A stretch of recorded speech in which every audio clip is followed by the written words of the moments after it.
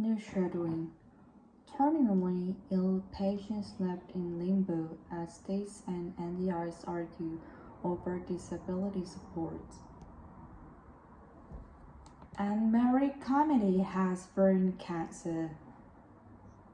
She acquired a brain injury from surgery and a chemotherapy. Sometimes I think what's the point of me being here anyway? So I'm just bad. Some sad comedians putting life on hold to care for her. Constant fatigue. I've been doing it since November last year. And Marie's application to NDIS for things like a support worker, a physio, and just a bed was rejected. The nurse of 40 years was told her needs were best met by the palliative care system, which is funded by the state. I just have to continue to rely on my family and friends. On the other side of the country, Rebecca Harvey spent months trying to access the NDIS to bring her husband Glenn Downs home. The father, an oncology nurse, needs the care and equipment to be discharged. His application for support was rejected because he was deemed too palliative. It's really hard on our son. I want Glenn to come home so that he can spend time in home environments with our child. 5 months later, the NDIS agrees it's got the wrong and has apologized. Rebecca will get funding to bring Glenn home, but she's angry about the time he'd lost. The long and short of it is he needs support, and we shouldn't have to run around trying to find where to get the support. We are hearing that there's a wave of people coming forward in the last few months who are experiencing increased barriers to getting into NDIS. But disability support services aren't really available outside the NDIS. Before the NDIS existed, there was a range of programs that funded by state governments and the federal government to provide this kind of support. But the money for all those programs was swallowed by up the NDIS. The Queensland Health Minister says that states have seen change in NDIS decision making, which has left many people, their families, and carers without the necessary support. The Tasmanian Health Department said it's aware of instances where terminally ill patients are being advised by the NDIA they should seek palliative care. The NDI Act itself, it actually states that people will be supported for their lifetime. Their own organizational guideline state that it doesn't matter how you come to your disability, whether you're born with it, you're acquired it is health condition. We make sure to put the application in the game. Academic Kathy Boschen says the rules around how the state system and NDIS services intersect are unclear. They match up to interpretation, unfortunately, and it would be really great if you could have some sort of framework and clarity. The NDIA insists that has no change to decision making for people dealing with life-limiting illnesses. It says NDIS was designed to complement, not replace, mainstream services, and that palliative care is responsibility of states and territory health systems. The NDIA also told the ABC it is concerned by distressing gap emerging in support for those deemed palliative. It's also seeing increase in numbers of people applying to NDIS whose primary needs is palliative support and the number of people accessing the scheme with terminal illness as their primary disability has doubled in recent months.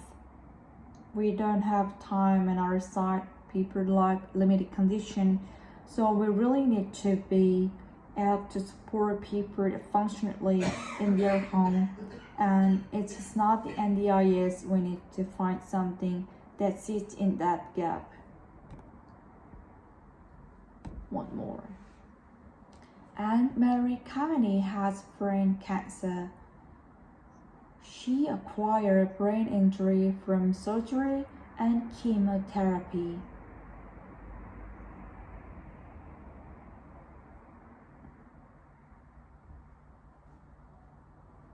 Some say Kavani has put in life on a hold to care for her.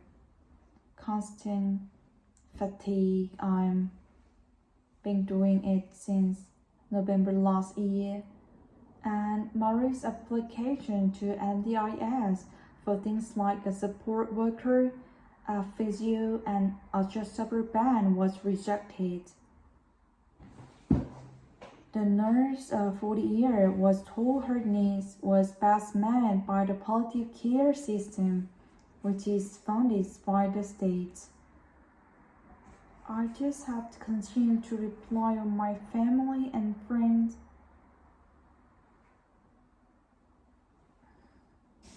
On the other side of the country, Rebecca Harvey spent months trying to access the NDIS to bring her husband Glenn down home.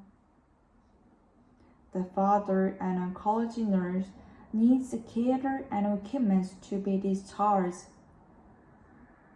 His application for support was rejected because he was deemed palliative. It's really hard on our son. I want Glenn to come home so that he can spend time in home environments with their child. 5 months later, and the NDIS agrees it's got wrong and has apologized. Rebecca will get funding to bring Glenn home, but she's angry about the time he's lost. The long and short of it is he needs support, and we shouldn't have to run around trying to find where to get that support. We're hearing this, a wave of people coming forward in the last few months who are experiencing increased barriers to getting into the NDIS. But disability support services aren't readily available outside the NDIS. Before the NDIS existed, there was a range of programs that were funded by state governments and the federal government to provide this kind of support. But the money for all the program was swollen by up the NDIS. The Queensland Health Minister says the state has seen a change in NDIS decision making, which has left many people, their families, and carers without the necessary support. The Tasmanian Health Department said it's aware of instances where terminally ill patients are being advised by the NDIA they should seek palliative care. The NDIS Act itself actually states that people will be supported for their lifetime. Their own organizational guidelines state that it does matter how you come to your disability, where you're born with it, where you acquire it, or it's from health condition. We make sure that put the application in the game. Academic Kathy Boshin says the rules around how the state system and the NDI services intersect are unclear, very much up to interpretation. Unfortunately, it would be really great if you could have some sort of framework and clarity. The NDIA insists that has been no changes to decision making for people dealing with life-limiting illnesses. It says the NDIS was designed to complement, not replace, mainstream services, and the palliative care is a responsibility of states and territory health systems. The NDIA also told the ABC it is concerned by distressing gap emerging in support for those deemed palliative. It's also seeing an increase in number of people applying to NDIS whose primary needs is palliative support, and the number of people accessing the scheme with terminal illness as their primary disability has doubled in recent months.